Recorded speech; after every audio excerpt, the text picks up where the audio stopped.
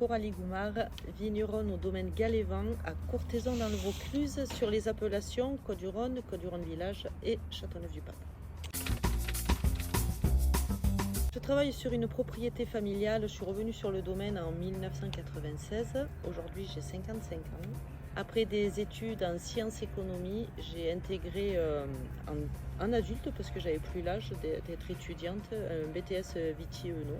J'ai travaillé en tant que stagiaire sur différents domaines, plutôt du Languedoc-Roussillon, et je suis revenue m'installer sur le domaine familial en 1996. Et aujourd'hui, j'ai deux enfants, deux garçons, qui vont reprendre le domaine dans peu de temps. En fait, c'est un domaine qui fait aujourd'hui 60 hectares, mais qui il y a encore, on va dire, une cinquantaine d'années, faisait une vingtaine d'hectares où il y avait plutôt, alors bien évidemment, c'était à majorité de la vigne, mais il y avait quand même encore des cerises, pas mal de cerises. Il y avait du blé, il y avait de la luzerne. Et on était, c'était vraiment une ferme, quoi. On était en autosuffisance.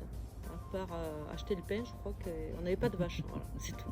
Sinon, je pense qu'il y avait tout. Et l'histoire, c'est ça. Non, ça a été toujours. Je fais partie d'une famille du côté de mon père, vraiment d'agriculteurs. On est quand même au sud de la vallée du Rhône, donc on est sur des vins plutôt généreux. Bon, alors Châteauneuf-du-Pape est l'appellation que tout le monde connaît, c'est avec à forte notoriété, mais après on est quand même sur des vins qui peuvent être à la fois, qui sont très généreux, qui peuvent être très gourmands, mais où on a beaucoup de fraîcheur, et c'est vraiment avec beaucoup de complexité en fait. Et c'est des vins qui sont assez, et on peut trouver son bonheur sur plein de domaines et sur plein de profils. Et c'est ce qui est assez intéressant parce qu'on travaille avec pas mal de cépages. On n'est pas en monocépage et on peut avoir la richesse du grenache, la finesse du cinsault, les épices des carignans ou des mourvèdres, et sur les rouges notamment. Et on peut faire des trucs vraiment très sympas. Et on peut surfer sur plein de choses. Alors nous, c'est majoritairement grenache parce qu'on est quand même dans la région du... Enfin, le grenache ici, c'est quand même le cépage roi. Donc le grenache est majoritaire. Ensuite, on a des mourvèdres, on a des cinsaults, on a des carignans, on a des syrahs. Ça, ce sont les cépages principaux. Alors après, on a une petite parcelle de marcelin, on a un petit peu de cabernet sauvignon, un tout petit peu de merlot, mais pour des vins de pays. Et ensuite, sur les blancs, c'est grenache blanc, clairette, roussanne, marsanne, bourboulenc. Donc sur les 60 hectares de vignes, on a tout petit peu moins de 6 hectares de Châteauneuf. On a 30 hectares de Côtes-du-Rhône, on a 20 hectares de Côtes-du-Rhône Village et le reste en vin de pays. Alors, c'est grosse majorité de rouge, hein. Ça peut faire à 96 ou 17% de rouge. D'accord. On fait peu de blanc, mais en projet, on a d'arracher un petit peu de rouge pour faire un peu plus de blanc. Parce que c'est super et c'est demandé. Et puis nous, on n'arrive plus à faire la fonction. D'une année sur l'autre, on reste toujours au moins entre 3 et 5 mois sans Châteauneuf. Sans Châteauneuf blanc. Ouais.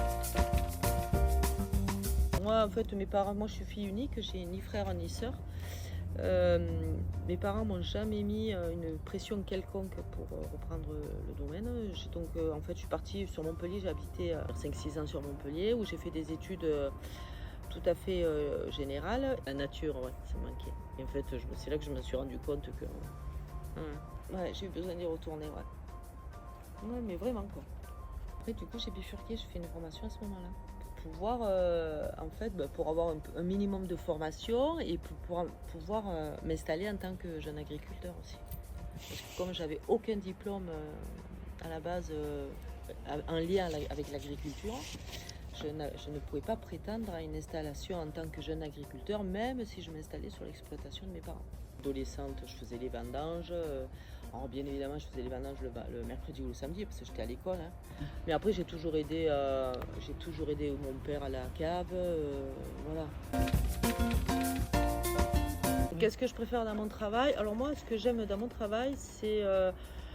alors j'aime beaucoup les vinifs. C'est un moment, c'est un peu speed, mais c'est quand même un moment qui est le plus intéressant. Enfin, c'est un aboutissement en fait, ouais, parce que j'aime bien le boulot dans les vignes. Mais les vinifs, c'est quand même un aboutissement d'un travail de toute une année, quoi.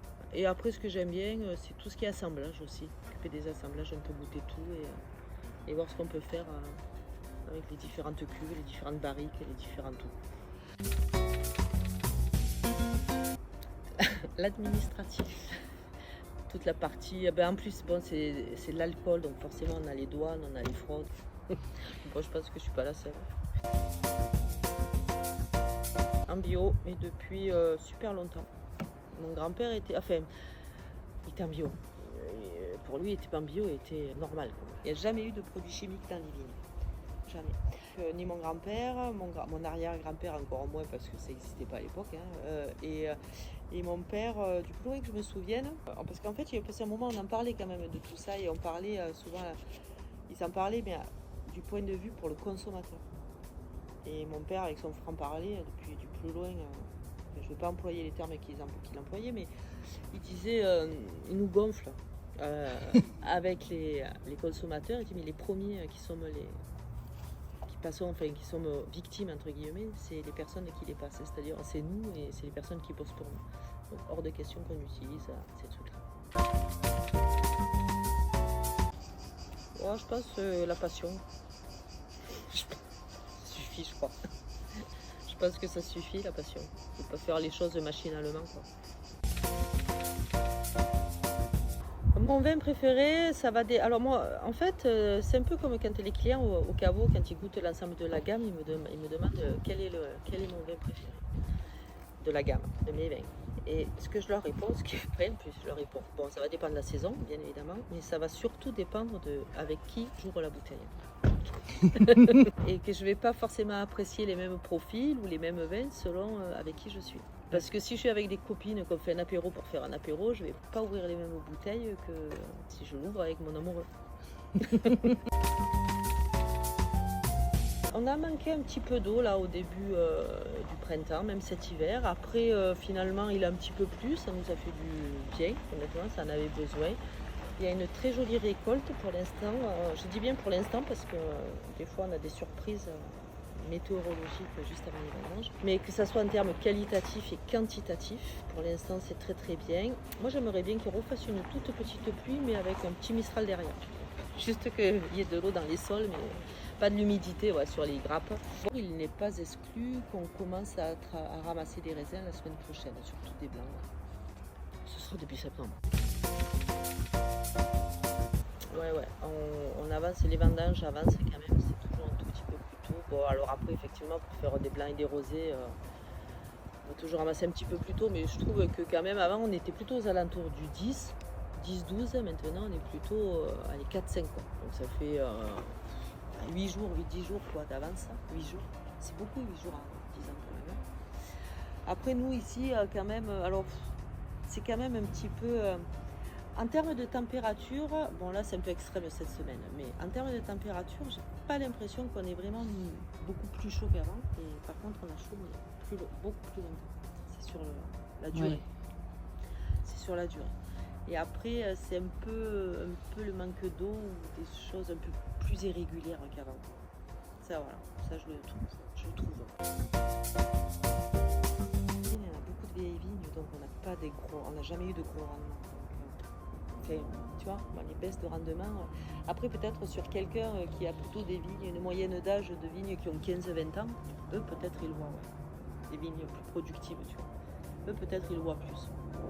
Moi, quand je fais 40 hectos, je vois le champagne. Nous, c'est pas compliqué. Sur les 60 hectares, on fait pas loin de 70% à la mer, quoi. Donc c'est bon, bien évidemment tous les Châteauneuf. Les vins de pays sont tous mécanisés. Côte-du-Rhône, on doit faire sur les 30 hectares, on fait même pas 10 à la machine, le reste à la main. Et en village, on doit faire 4-5 hectares à la machine.